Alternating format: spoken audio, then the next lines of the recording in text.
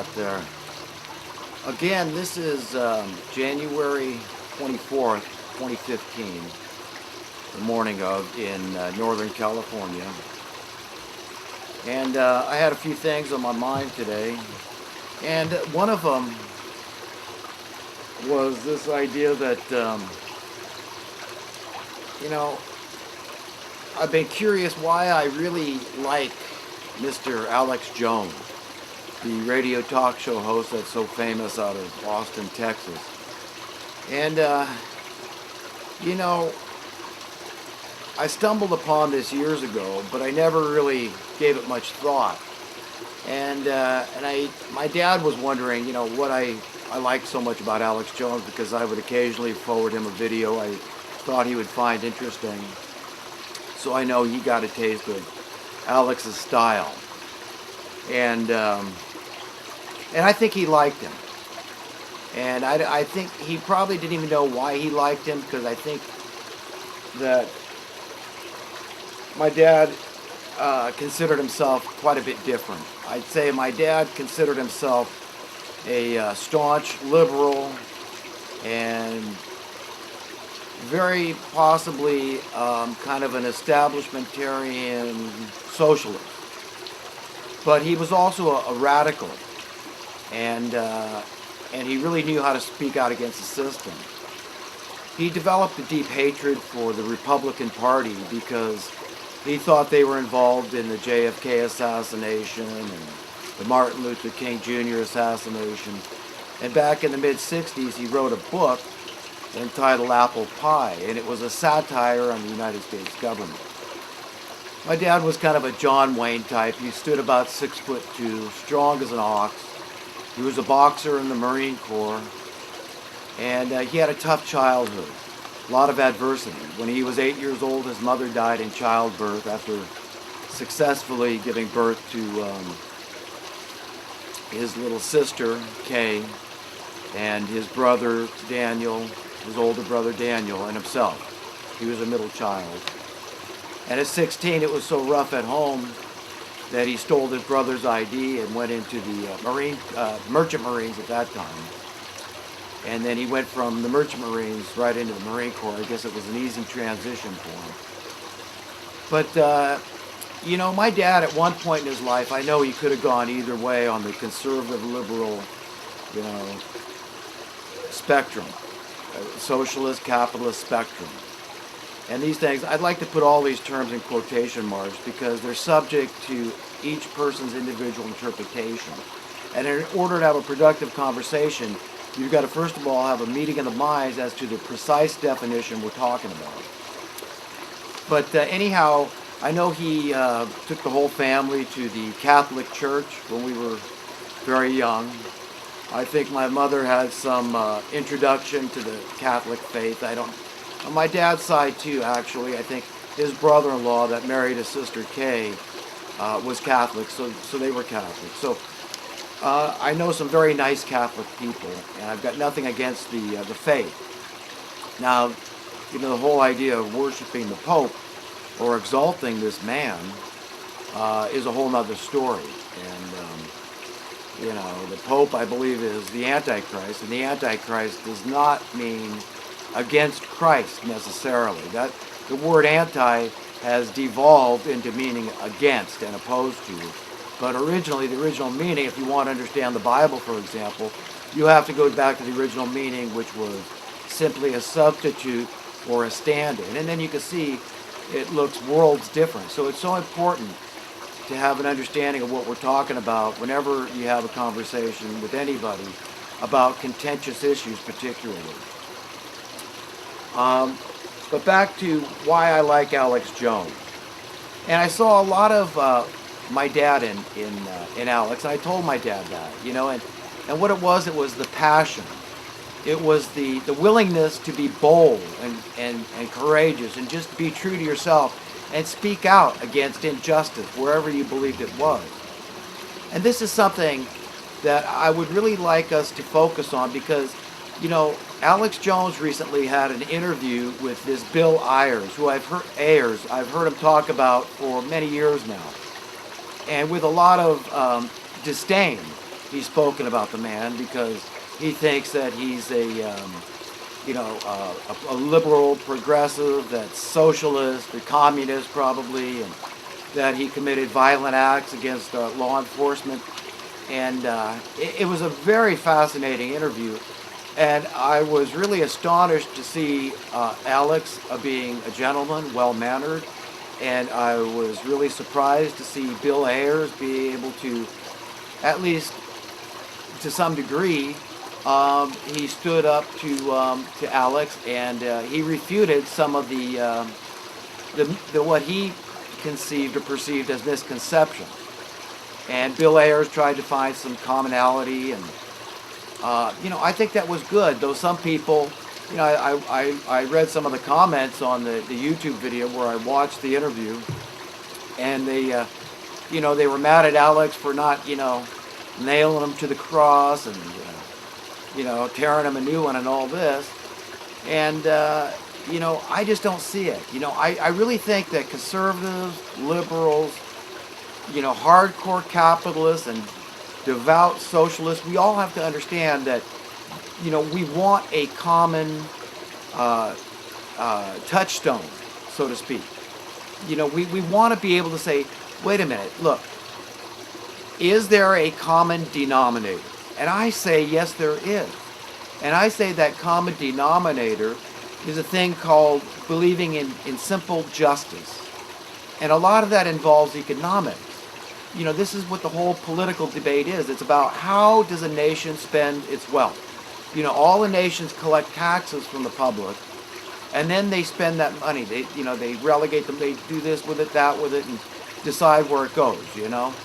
And so, it's a very fair discussion to talk about what is just and right and fair, and what is going to create improvement.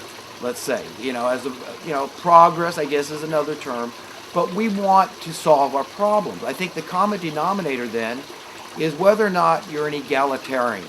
That's it. I mean, do you stand for equal rights? Remember, not some rights, but equal rights for everybody.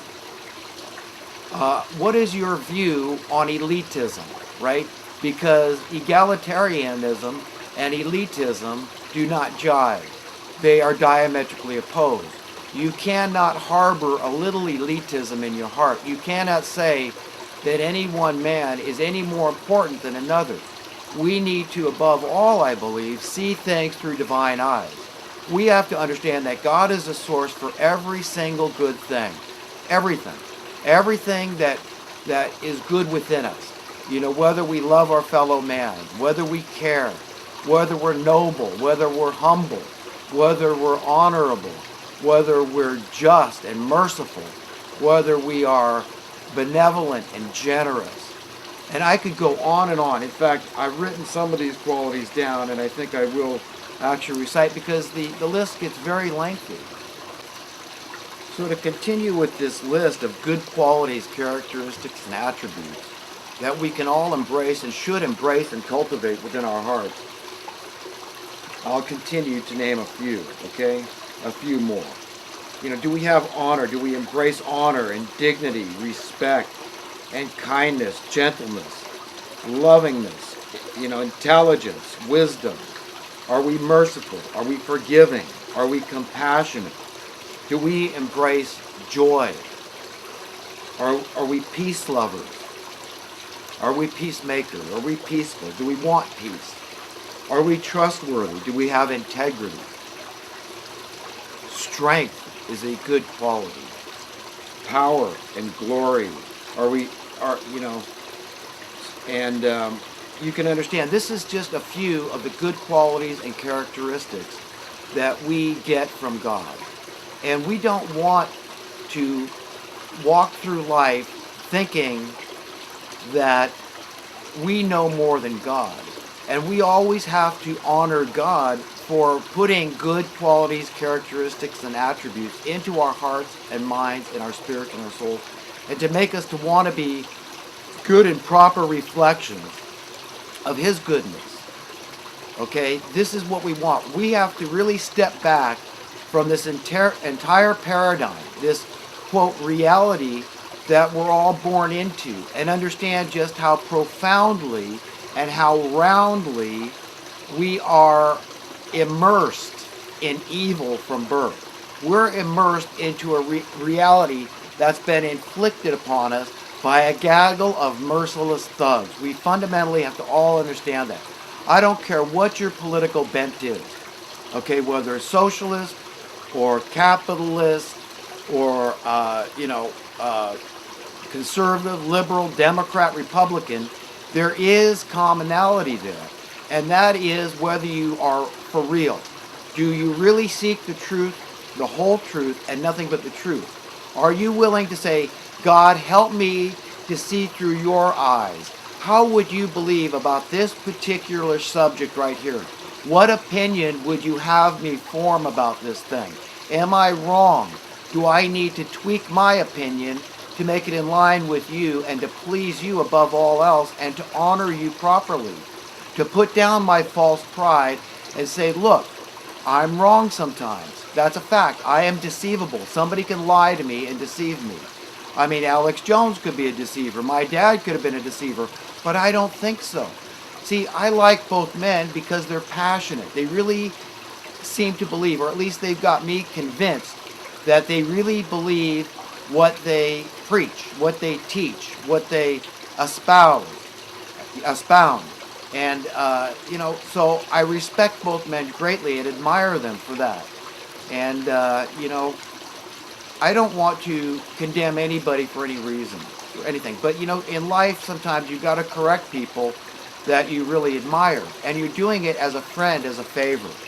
I mean, I can remember not that long ago, a few years back, I remember sitting with my dad and I was feeling a little uptight, and I made a crack about, how'd you guys get to be establishmentarians? I told him, my stepmother, and, I was being a little snotty, a little arrogant maybe, but my dad took it well. In the past, he might have bit my head off because he's had kind of a short fuse. He's suffered with multiple sclerosis all his life, and that's a disease of the central nervous system, so it affects things like your temperament. And, but he was cool about it, and he just kind of, he said, well, they decided they didn't want to be poverty. And, so he felt like he had to dip his toe in the water enough to fit in.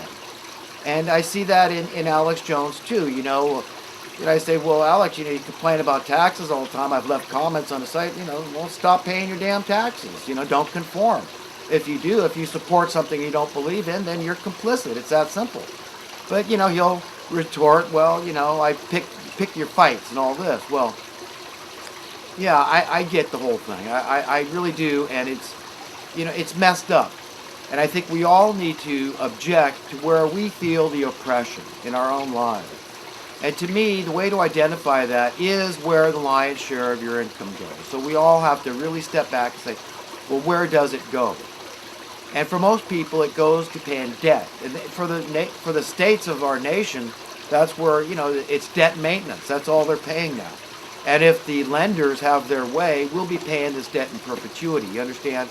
So really, first and foremost, our oppression is stemming from the banking industry, and in particular, the money printers are the ones that create the policies that all the rest of the minions of the banking industry follow suit. And of course, we have to take it as a given that they're going to, commit as much fraud as they can get away with legally and cover their butts, as long as they feel like, when they overextend themselves, and commit price-fixing fraud and market manipulation scams of every sort, that they're backed, that it's socialized. In other words, the government pays the debt, and who is the government, of course? It's we the people. And how do they get the debt paid out of the people? Well, they sure don't get it out of the rich, as we all know. So the whole Robin Hood tax thing doesn't work. That's why I'm opposed to the socialist, which, maybe it's a false claim, but from my understanding of what modern-day socialism is taxing the haves and giving to the have-nots. Well, that's never worked. It creates resentment, contention, and animosity. It's never worked, it doesn't work, and it never will work. So we're beating our head against the wall to believe that socialism will ever work. So I'm opposed to it. So people will say, well, then who's going to pay the bills? Where does the money come from? And I say, well, folks, we've got to step back. Again, step back from this whole picture and take a God's eye view of this planet and all these human beings made in the image and likeness of God that are born onto this planet. It's God's